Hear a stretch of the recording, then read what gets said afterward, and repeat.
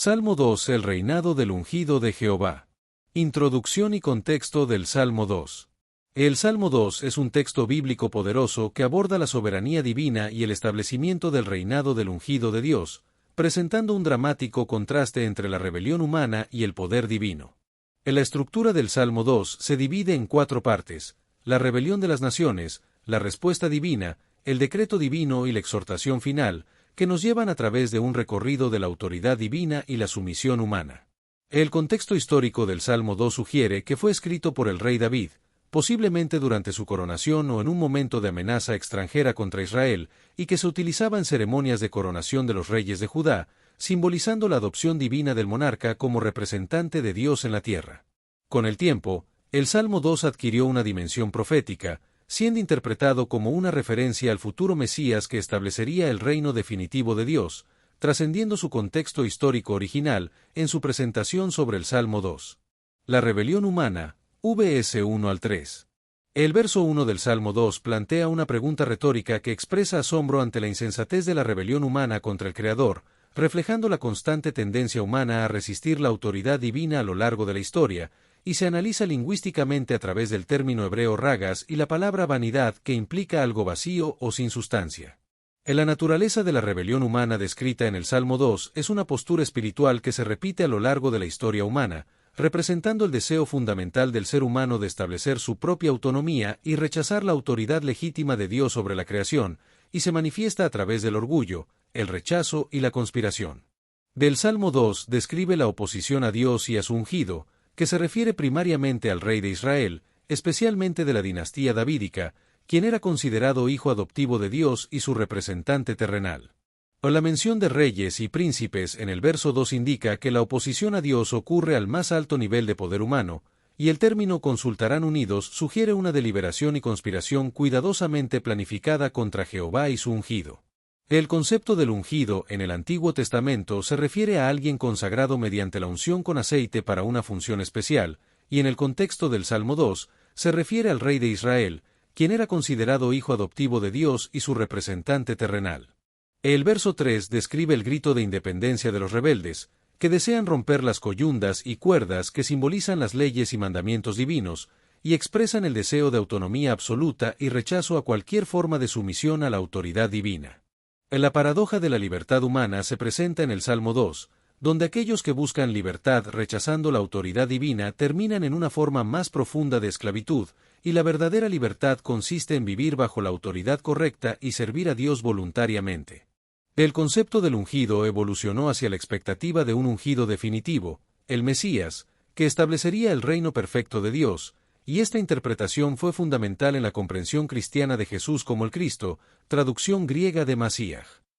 En la declaración de los rebeldes en el verso 3 expresa la esencia del pecado, que es el deseo de ser completamente independiente de Dios, y la verdadera libertad se encuentra en vivir bajo la autoridad divina y seguir sus mandamientos. La respuesta divina, 4 al 6. En la respuesta divina a la rebelión humana se describe como una risa que expresa la total insignificancia de los esfuerzos humanos para desafiar la soberanía divina, y que no debe entenderse como humor casual, sino como una expresión de superioridad absoluta frente a los intentos humanos de desafiar su autoridad.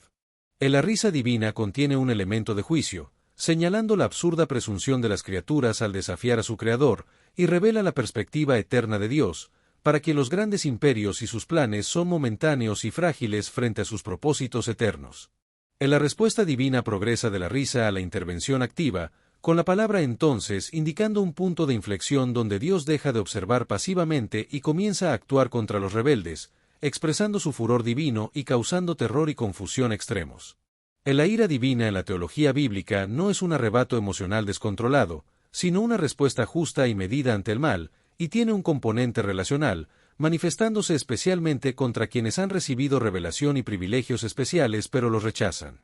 La ira de Dios tiene un propósito redentor último, buscando restaurar el orden correcto y llamar al arrepentimiento, y no es un fin en sí misma, sino un medio para establecer justicia y verdad en un mundo caído. El decreto divino y la entronización del Rey, 7 al 9. Finalmente, se establece que Dios ha puesto a su propio Rey sobre Sión, monte de su santidad, lo que establece un fuerte contraste entre los planes humanos de rebelión y el decreto divino inamovible, y muestra que Dios ya ha actuado estableciendo a su propio rey, a pesar de las conspiraciones humanas. Sión era originalmente la fortaleza jebusea conquistada por David, pero con el tiempo se convirtió en un símbolo del lugar de la presencia divina y del gobierno teocrático, representando el punto de encuentro entre lo divino y lo humano. El monte Sión tiene una ubicación física estratégicamente importante en la colina sureste de Jerusalén, donde David estableció su ciudadela, y su posición elevada y fortificada la convertía en un lugar difícil de conquistar y fácil de defender, simbolizando seguridad y permanencia. En los Salmos y Profetas, Sión trasciende su realidad geográfica para convertirse en símbolo del reino de Dios, representando el lugar donde Dios habita entre su pueblo y desde donde ejerce su gobierno justo sobre toda la creación. En la declaración Yo publicaré el decreto introduce una proclamación oficial y solemne, y el término decreto se refiere a un estatuto inmutable establecido por la máxima autoridad y que no puede ser revocado. En la filiación divina establecida en la declaración Jehová me ha dicho, mi hijo eres tú establece una relación especial entre Dios y el rey ungido, y en el contexto inmediato se refiere a la adopción del rey davídico como hijo de Dios en sentido funcional y representativo. En la declaración mi hijo eres tú tiene múltiples capas de significado en la tradición bíblica, incluyendo una interpretación cristológica que se cumple plenamente en Jesucristo, una interpretación mesiánica que se refiere a la expectativa del futuro rey ideal, una interpretación monárquica que se aplica a los reyes davídicos, y una interpretación nacional que se refiere a la relación de Dios con Israel como nación. El hoy en la declaración Yo te engendré hoy probablemente se refiere al día de la coronación o investidura del rey, y no indica un origen literal, sino un nuevo estatus y función dentro del plan divino. El Nuevo Testamento identifica a Jesús como el cumplimiento definitivo de la declaración del Salmo 2, citando este verso en momentos clave como el bautismo y la transfiguración, lo que refleja la relación entre Dios y su ungido. El verso 8 del Salmo 2 comienza con una invitación a pedir, mostrando que existe un diálogo y una respuesta a la petición entre Dios y su ungido, y la promesa trasciende los límites geográficos de Israel para abarcar las gentes y los términos de la tierra. En la promesa de herencia la tradición bíblica se desarrolla a lo largo de la historia, desde la promesa patriarcal a Abraham, pasando por la expansión davídica con David y Salomón, hasta la visión profética de un futuro reino mesiánico y el cumplimiento cristiano en la Iglesia universal y el reino espiritual de Cristo. El poder del ungido y la exhortación a la sumisión, 10 al 12. El verso 9 del Salmo 2 describe el aspecto judicial del reinado del ungido, quien ejercerá autoridad con poder irresistible sobre quienes se oponen a su gobierno, y la vara de hierro representa autoridad inquebrantable y simboliza un gobierno firme, justo e incontestable. La justicia y la misericordia en el gobierno divino están presentes en tensión creativa, ya que Dios es tanto juez como salvador, y la vara de hierro no se ejerce por capricho o crueldad, sino para establecer justicia y paz verdaderas, y el juicio divino tiene siempre un propósito restaurador.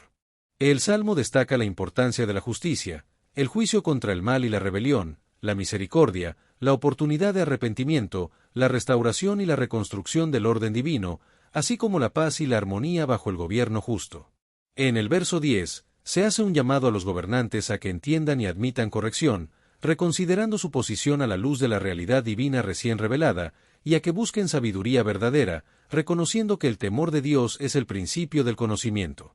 Los gobernantes tienen la responsabilidad de administrar justicia imparcial, protegiendo a los vulnerables y no favoreciendo a los poderosos, y deben someterse a la corrección divina para poder corregir justamente a otros, lo que requiere humildad y reconocimiento de que su autoridad es derivada y temporal. En el verso 11, se presenta la paradoja del servicio a Jehová con temor y alegría, que refleja la tensión entre la reverencia ante la majestad divina y el gozo de estar en relación correcta con el Creador, y se enfatiza que el temor mencionado no es terror paralizante sino reverencia profunda.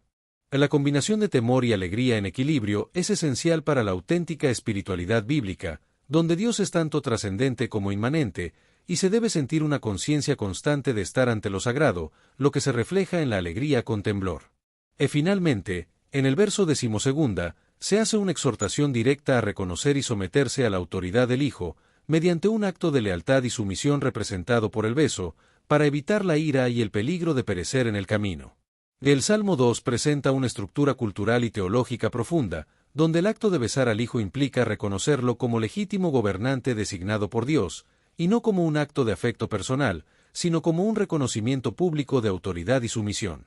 Del término hijo en el Salmo 2 tiene un significado teológico especial, estableciendo una relación entre Dios y su ungido, y creando la base para el desarrollo posterior de la teología mesiánica y cristológica, a pesar de las variaciones lingüísticas en el término original, como la palabra aramea bar en el verso 12. En la interpretación tradicional del término hijo es favorecida por el contexto, y no por las traducciones alternativas que sugieren pureza o sinceridad, lo que cambiaría el sentido del salmo a besad con pureza o adorad en pureza. El verso 12b ofrece una advertencia final, donde la expresión cuando se encendiera un poco su furor sugiere que el juicio divino es inminente y que incluso una manifestación parcial de la ira divina sería devastadora, lo que contrasta con la bendición y seguridad que encuentran quienes confían en el Hijo. En la bienaventuranza final se describe en el Salmo como una declaración positiva de bendición, donde la palabra bienaventurados es la misma que abre el libro de los Salmos, creando un marco conceptual importante, y la expresión todos los que indica que esta bendición está disponible universalmente para cualquier persona que responda correctamente. El concepto de confianza en el Salmo implica buscar refugio o protección en el Hijo, y no simplemente asentimiento intelectual, lo que es la respuesta apropiada a todo lo revelado anteriormente en el Salmo, y se ofrece como una invitación universal a elegir el camino correcto. Estructura literaria y voces del Salmo. La estructura literaria del Salmo 2 es perfectamente equilibrada, dividida en 4 estrofas de 3 versos cada una, que refleja una cuidadosa composición literaria y ayuda a enfatizar el mensaje central del Salmo, que se desarrolla a través de la rebelión humana, la respuesta divina, el decreto divino y la exhortación final a los gobernantes. El Salmo 2 presenta una estructura que progresa desde el conflicto hacia la resolución, y desde la rebelión hacia la invitación a la reconciliación, a través de la alternancia de 3 voces diferentes que se entrelazan a lo largo de los 12 versos para crear una narrativa completa y coherente. Estas voces pertenecen al narrador o salmista, a los rebeldes y a Dios mismo, y algunos intérpretes también identifican una cuarta voz, la del rey ungido, lo que crea un efecto teatral y presenta el drama cósmico desde diferentes ángulos. Contexto histórico y literario. El Salmo 2 pertenece principalmente a la categoría de salmos reales, que celebraban la coronación, victorias o el gobierno del rey como representante de Dios, y también contiene elementos proféticos y sapienciales que trascienden su contexto histórico inmediato. En la composición del Salmo se sugiere que ocurrió durante el apogeo de la monarquía davídica, en los siglos X8 AC, cuando Israel tenía influencia sobre naciones vecinas y la ideología real estaba bien establecida, y refleja un periodo en que las naciones vasallas intentaban liberarse del dominio israelita. El lenguaje del Salmo muestra similitudes con la retórica real de otras culturas del antiguo Cercano Oriente, especialmente Egipto y Mesopotamia, donde los reyes también eran considerados hijos adoptivos de las deidades y mediadores entre lo divino y lo humano. Interpretaciones del Salmo 2. En la interpretación judía tradicional del Salmo 2 se entendía inicialmente en relación con los reyes históricos de Israel, especialmente David, y durante el período del Segundo Templo, el Salmo adquirió una dimensión más escatológica, proyectándose hacia un futuro rey davídico que restauraría la gloria nacional. El Salmo 2 tiene una dimensión mesiánica, donde el ungido se identifica cada vez más con el Mesías esperado, como se muestra en textos como los Salmos de Salomón del siglo I a.C. En la interpretación rabínica posterior moderó los aspectos más militantes del mesianismo, enfatizando que el verdadero cumplimiento vendría a través de la fidelidad a la Torá más que por conquista política. En la interpretación cristiana del Salmo 2, el Nuevo Testamento cita el Salmo múltiples veces, aplicándolo directamente a Jesús como el cumplimiento definitivo del ungido y hijo mencionado, como se ve en Hechos 4:25 al 26 y Hebreos 1:5. El verso Mi hijo eres tú, yo te engendré hoy se cita en Hechos 13:33 y Hebreos 1:5 como referencia a la resurrección de Jesús, momento en que es entronizado como Hijo de Dios con poder. En la promesa de las naciones como herencia se interpreta en relación con la gran comisión y la expansión universal del Evangelio, como se menciona en Apocalipsis 2:27 y 19:15. El Salmo 2 se utiliza en la liturgia judía en ocasiones especiales relacionadas con la esperanza mesiánica, y en la liturgia cristiana se utiliza especialmente en festividades relacionadas con la realeza de Cristo, como la Epifanía, la Ascensión y Cristo Rey. El Salmo ha inspirado numerosas composiciones musicales a lo largo de la historia, desde el canto gregoriano hasta oratorios barrocos como el Mesías de Handel. Del análisis lingüístico del Salmo 2 revela un vocabulario rico en términos relacionados con la realeza y el gobierno divino, como Masías, ungido, Ben, hijo, Goyim, naciones, Melech, rey, y Adonai, señor. En la imagen de coyundas y cuerdas en el verso 3 evoca los instrumentos que unen a los bueyes para el trabajo, y se utiliza para describir la relación entre Dios y el rey. El Salmo 2 presenta una metáfora de la autoridad divina que los rebeldes perciben como restricciones opresivas, revelando su malentendido fundamental sobre la naturaleza del gobierno divino, y utiliza imágenes como la vara de hierro y los vasos de alfarero para contrastar la fuerza irresistible de Dios con la fragilidad extrema de los rebeldes. La exhortación a besar al Hijo en el verso 12 utiliza una imagen de la diplomacia antigua para transformar un acto político en una expresión de sumisión espiritual, destacando la importancia de reconocer y someterse a la autoridad legítima de Dios. En los temas teológicos principales del Salmo 2 incluyen la soberanía divina, la mediación real a través del ungido como representante divino, la rebelión humana contra la autoridad legítima, y el juicio y la misericordia como consecuencias y oportunidad de reconciliación. El Salmo 2 se relaciona con la teología del pacto, reflejando directamente el pacto davídico establecido por Dios con David en 2 Samuel 7, y conectando con el pacto abrahámico en Génesis 12, 1-3, donde Dios promete que todas las familias de la tierra serán bendecidas a través de la descendencia de Abraham. En la interpretación cristiana del Salmo 2 ve en este una anticipación del nuevo pacto, donde Jesús como Hijo definitivo establece un reino universal que trasciende las fronteras nacionales, cumpliendo tanto el pacto davídico como el abrahámico en un nivel más profundo, y ofreciendo bendición a quienes reconocen y se someten al orden divino. Análisis lingüístico e imágenes. Del análisis lingüístico del Salmo 2 revela un vocabulario rico en términos relacionados con la realeza y el gobierno divino, como Masías, ungido, Ben, hijo, Goyim, naciones, Melech, rey, y Adonai, señor. En la imagen de coyundas y cuerdas en el verso 3 evoca los instrumentos que unen a los bueyes para el trabajo, y se utiliza para describir la relación entre Dios y el rey. El Salmo 2 presenta una metáfora de la autoridad divina que los rebeldes perciben como restricciones opresivas, revelando su malentendido fundamental sobre la naturaleza del gobierno divino, y utiliza imágenes como la vara de hierro y los vasos de alfarero para contrastar la fuerza irresistible de Dios con la fragilidad extrema de los rebeldes. La exhortación a besar al Hijo en el verso 12 utiliza una imagen de la diplomacia antigua para transformar un acto político en una expresión de sumisión espiritual, destacando la importancia de reconocer y someterse a la autoridad legítima de Dios. Temas teológicos y conexión con los pactos bíblicos. En los temas teológicos principales del Salmo 2 incluyen la soberanía divina, la mediación real a través del ungido como representante divino, la rebelión humana contra la autoridad legítima, y el juicio y la misericordia como consecuencias y oportunidad de reconciliación. El Salmo 2 se relaciona con la teología del pacto, reflejando directamente el pacto davídico establecido por Dios con David en 2 Samuel 7,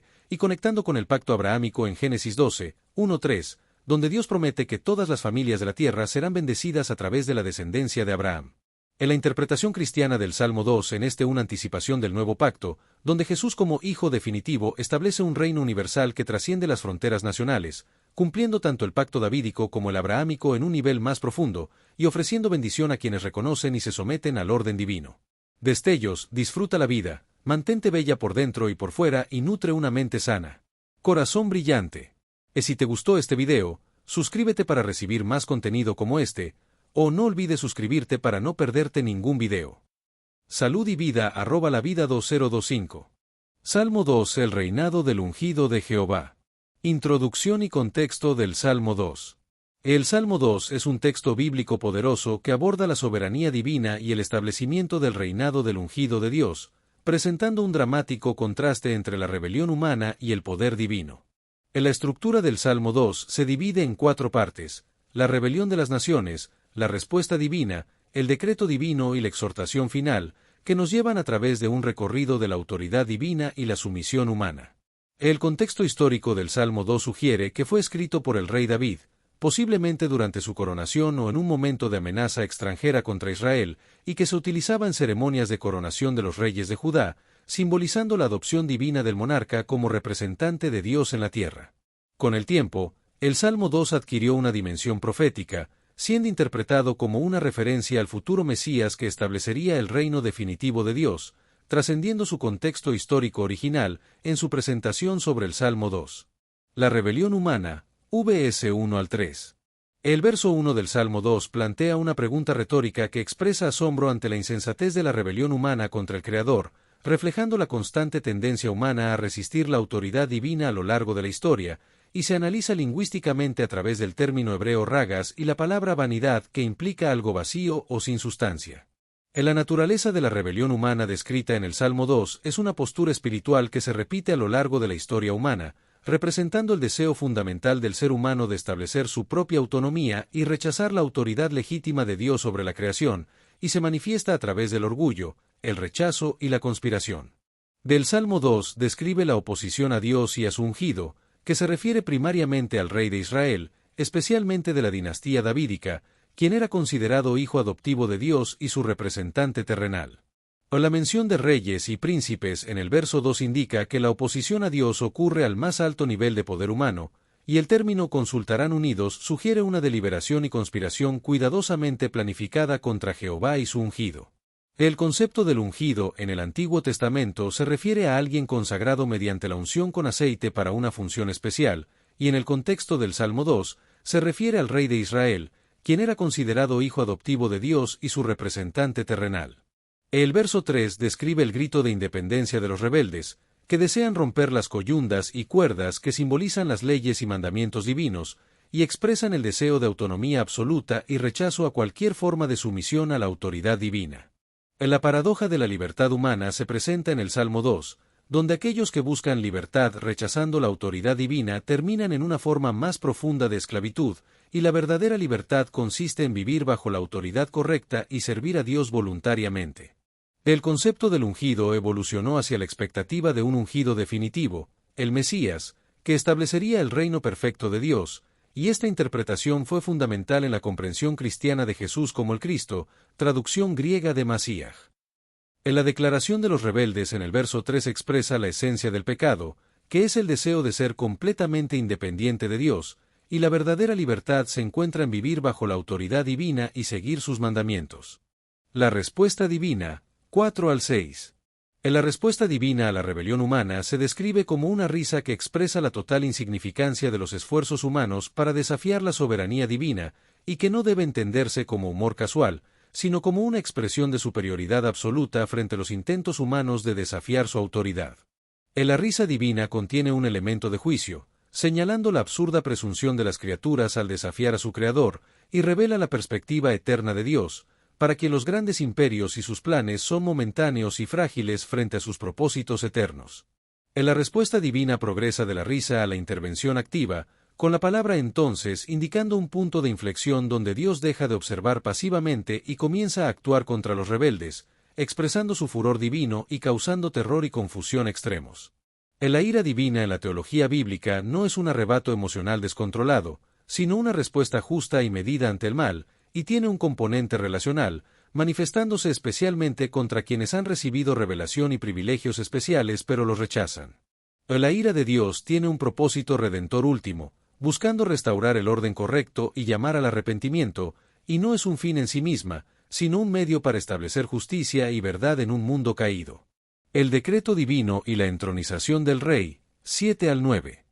Finalmente, se establece que Dios ha puesto a su propio Rey sobre Sión, monte de su santidad, lo que establece un fuerte contraste entre los planes humanos de rebelión y el decreto divino inamovible, y muestra que Dios ya ha actuado estableciendo a su propio Rey, a pesar de las conspiraciones humanas.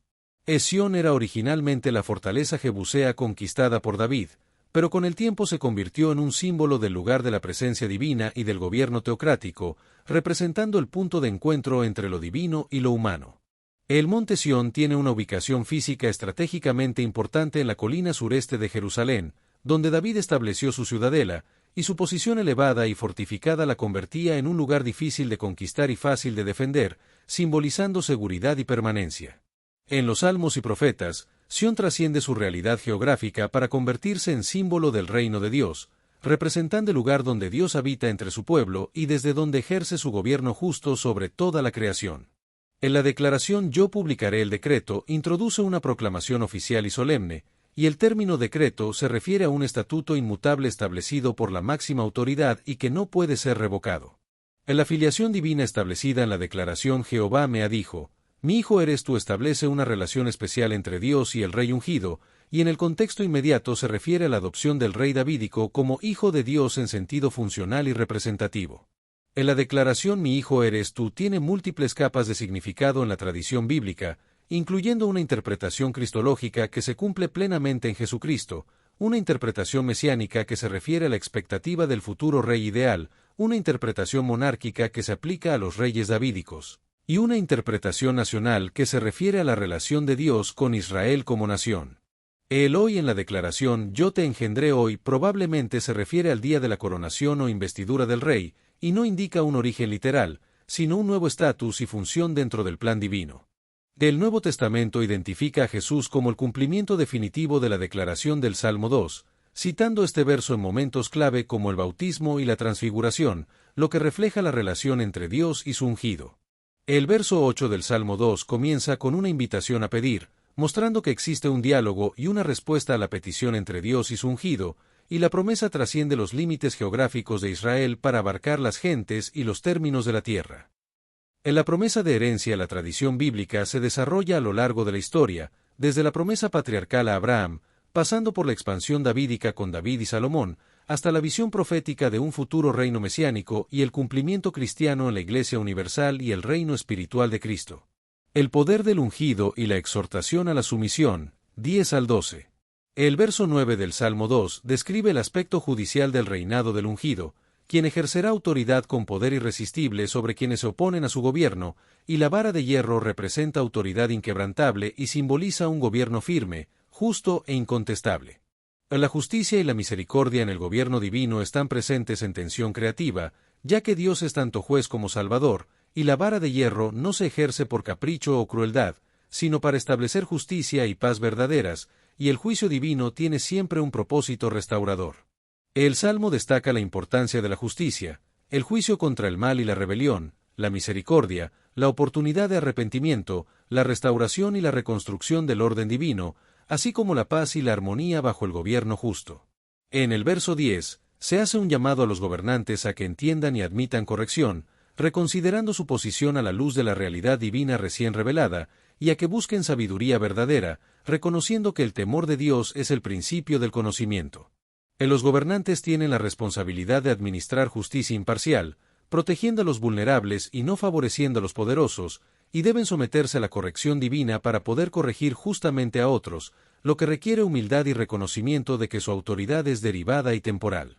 En el verso 11, se presenta la paradoja del servicio a Jehová con temor y alegría, que refleja la tensión entre la reverencia ante la majestad divina y el gozo de estar en relación correcta con el Creador, y se enfatiza que el temor mencionado no es terror paralizante sino reverencia profunda. La combinación de temor y alegría en equilibrio es esencial para la auténtica espiritualidad bíblica, donde Dios es tanto trascendente como inmanente, y se debe sentir una conciencia constante de estar ante lo sagrado, lo que se refleja en la alegría con temblor. Finalmente, en el verso 12, se hace una exhortación directa a reconocer y someterse a la autoridad del Hijo, mediante un acto de lealtad y sumisión representado por el beso, para evitar la ira y el peligro de perecer en el camino. El Salmo 2 presenta una estructura cultural y teológica profunda, donde el acto de besar al Hijo implica reconocerlo como legítimo gobernante designado por Dios, y no como un acto de afecto personal, sino como un reconocimiento público de autoridad y sumisión. Del término hijo en el Salmo 2 tiene un significado teológico especial, estableciendo una relación entre Dios y su ungido, y creando la base para el desarrollo posterior de la teología mesiánica y cristológica, a pesar de las variaciones lingüísticas en el término original, como la palabra aramea bar en el verso 12. En la interpretación tradicional del término hijo es favorecida por el contexto, y no por las traducciones alternativas que sugieren pureza o sinceridad, lo que cambiaría el sentido del salmo a besad con pureza o adorad en pureza.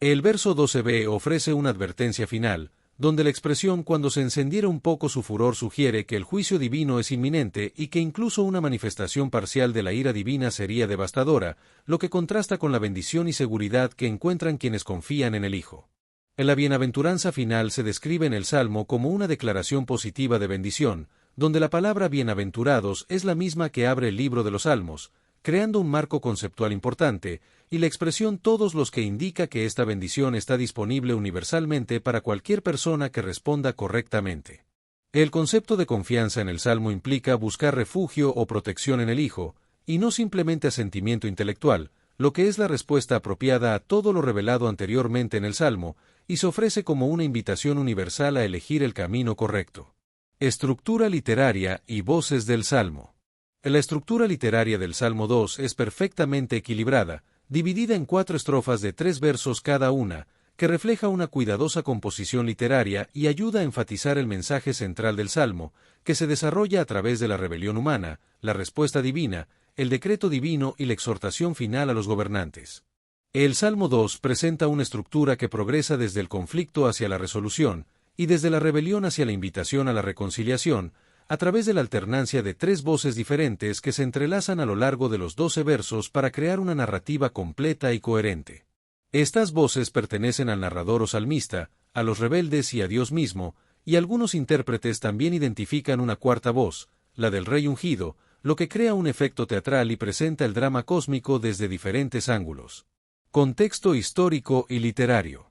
El Salmo 2 pertenece principalmente a la categoría de salmos reales, que celebraban la coronación, victorias o el gobierno del rey como representante de Dios, y también contiene elementos proféticos y sapienciales que trascienden su contexto histórico inmediato. En la composición del Salmo se sugiere que ocurrió durante el apogeo de la monarquía davídica, en los siglos X8 AC, cuando Israel tenía influencia sobre naciones vecinas y la ideología real estaba bien establecida, y refleja un periodo en que las naciones vasallas intentaban liberarse del dominio israelita. El lenguaje del Salmo muestra similitudes con la retórica real de otras culturas del antiguo Cercano Oriente, especialmente Egipto y Mesopotamia, donde los reyes también eran considerados hijos adoptivos de las deidades y mediadores entre lo divino y lo humano. Interpretaciones del Salmo 2. En la interpretación judía tradicional del Salmo 2 se entendía inicialmente en relación con los reyes históricos de Israel, especialmente David, y durante el período del Segundo Templo, el Salmo adquirió una dimensión más escatológica, proyectándose hacia un futuro rey davídico que restauraría la gloria nacional. El Salmo 2 tiene una dimensión mesiánica, donde el ungido se identifica cada vez más con el Mesías esperado, como se muestra en textos como los Salmos de Salomón del siglo I a.C. En la interpretación rabínica posterior moderó los aspectos más militantes del mesianismo, enfatizando que el verdadero cumplimiento vendría a través de la fidelidad a la Torá más que por conquista política. En la interpretación cristiana del Salmo 2, el Nuevo Testamento cita el Salmo múltiples veces, aplicándolo directamente a Jesús como el cumplimiento definitivo del ungido y hijo mencionado, como se ve en Hechos 4:25 al 26 y Hebreos 1:5. Del verso Mi hijo eres tú, yo te engendré hoy se cita en Hechos 13:33 y Hebreos 1:5 como referencia a la resurrección de Jesús, momento en que es entronizado como Hijo de Dios con poder. En la promesa de las naciones como herencia se interpreta en relación con la gran comisión y la expansión universal del Evangelio, como se menciona en Apocalipsis 2:27 y 19:15. El Salmo 2 se utiliza en la liturgia judía en ocasiones especiales relacionadas con la esperanza mesiánica, y en la liturgia cristiana se utiliza especialmente en festividades relacionadas con la realeza de Cristo, como la Epifanía, la Ascensión y Cristo Rey. El Salmo ha inspirado numerosas composiciones musicales a lo largo de la historia, desde el canto gregoriano hasta oratorios barrocos como el Mesías de Handel. Del análisis lingüístico del Salmo 2 revela un vocabulario rico en términos relacionados con la realeza y el gobierno divino, como Masíach, ungido, Ben, hijo, Goyim, naciones, Melech, rey, y Adonai, señor. En la imagen de coyundas y cuerdas en el verso 3 evoca los instrumentos que unen a los bueyes para el trabajo, y se utiliza para describir la relación entre Dios y el rey. El Salmo 2 presenta una metáfora de la autoridad divina que los rebeldes perciben como restricciones opresivas, revelando su malentendido fundamental sobre la naturaleza del gobierno divino, y utiliza imágenes como la vara de hierro y los vasos de alfarero para contrastar la fuerza irresistible de Dios con la fragilidad extrema de los rebeldes. En la exhortación a besar al Hijo, en el verso 12 utiliza una imagen de la diplomacia antigua para transformar un acto político en una expresión de sumisión espiritual, destacando la importancia de reconocer y someterse a la autoridad legítima de Dios. En los temas teológicos principales del Salmo 2 incluyen la soberanía divina, la mediación real a través del ungido como representante divino, la rebelión humana contra la autoridad legítima, y el juicio y la misericordia como consecuencias y oportunidad de reconciliación. El Salmo 2 se relaciona con la teología del pacto, reflejando directamente el pacto davídico establecido por Dios con David en 2 Samuel 7, y conectando con el pacto abrahámico en Génesis 12, 1 al 3, donde Dios promete que todas las familias de la tierra serán bendecidas a través de la descendencia de Abraham. En la interpretación cristiana del Salmo 2 ve en este una anticipación del nuevo pacto, donde Jesús como Hijo definitivo establece un reino universal que trasciende las fronteras nacionales, cumpliendo tanto el pacto davídico como el abrahámico en un nivel más profundo, y ofreciendo bendición a quienes reconocen y se someten al orden divino. Análisis lingüístico e imágenes. Del análisis lingüístico del Salmo 2 revela un vocabulario rico en términos relacionados con la realeza y el gobierno divino, como Masíach, ungido, Ben, hijo, Goyim, naciones, Melech, rey, y Adonai, señor.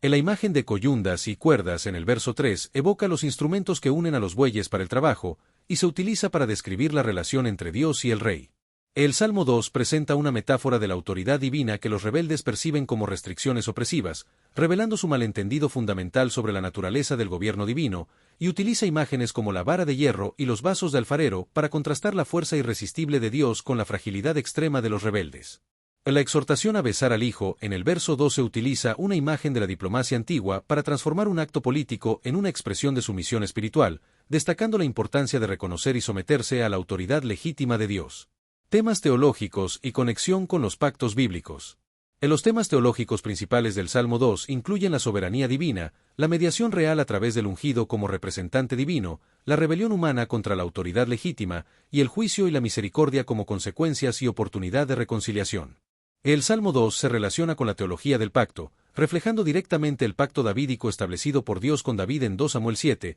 y conectando con el pacto abrahámico en Génesis 12, 1-3, donde Dios promete que todas las familias de la tierra serán bendecidas a través de la descendencia de Abraham. En la interpretación cristiana del Salmo 2 en una anticipación del nuevo pacto, donde Jesús como Hijo definitivo establece un reino universal que trasciende las fronteras nacionales, cumpliendo tanto el pacto davídico como el abrahámico en un nivel más profundo, y ofreciendo bendición a quienes reconocen y se someten al orden divino. Destellos, disfruta la vida, mantente bella por dentro y por fuera y nutre una mente sana. Corazón brillante. Si te gustó este video, suscríbete para recibir más contenido como este, o no olvides suscribirte para no perderte ningún video.